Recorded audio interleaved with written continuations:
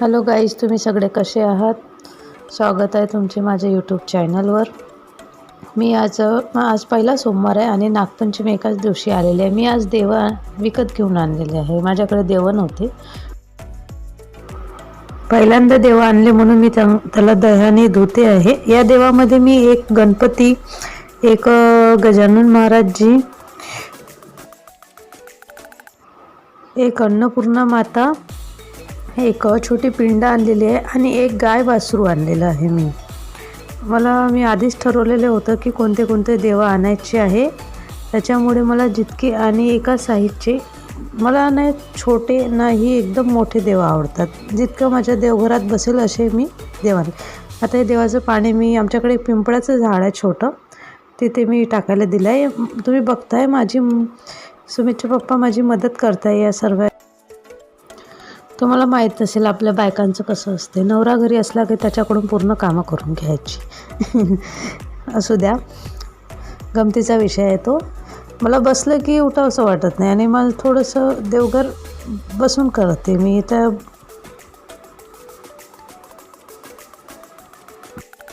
आता देव मी सगळे जागेवर ठेवून घेतलेले आहे. आधीच मी ठरवलेलं होतं कोणते देव कुठे ठेवायचे. आता त्याला हळदी कुंकू लावून घेतले आहे. व्हिडिओ थोडा मोठा झाल्यामुळे मी त्याला स्पीडमध्ये कन्वर्ट केलेला आहे. 13 मिनटाचा झाला होता, त्याच्यामुळे मी त्याला स्पीडने केलेला आहे. पिंडावर मला बेल नाही मिळालं, मला एकच बेल मिळालं, त्याच्यामुळे मी एकच बेल वाहलेला आहे.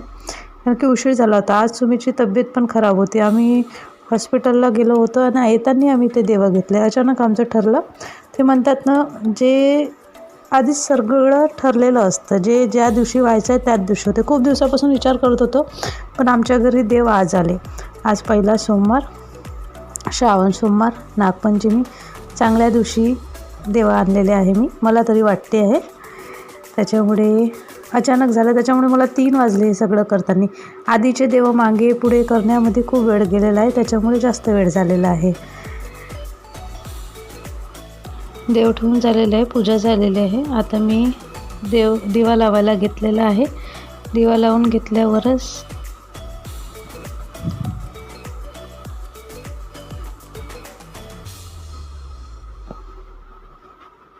आधी दिवा मी वरती लावत होती, पण आता त्या ठिकाणी देव ठेवण्यात आलेले आहे, जे मी आता नवीन आणलेले, म्हणून दिव्याचं थोडं मी खाली घेतलेलं आहे. रांगोळी काढून घेते. रांगोळी काढल्याशिवाय कोणतीच पूजा पूर्ण झाल्यासारखी वाटत नाही. रांगोळी काढल्यावरच थोडंसं, माझा मुलगा रांगोळी ठेवत नाही, त्याच्यामुळे मी एरवी काढत नाही.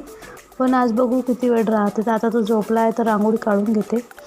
रांगोळी अस्तव्यस्त केल्यावर मला पूर्ण देव उचलून साफसूफ करावं लागतं, त्याच्यामुळे मी रांगोळी काढणं टाळते. बाहेर रांगोळी माझी नेहमीची असते, पण देवाजवळ मी फारशी रांगोळी काढत नाही. बघा, माझी पूर्ण पूजा झालेली आहे. आता अगरबत्ती लावून घेते मी.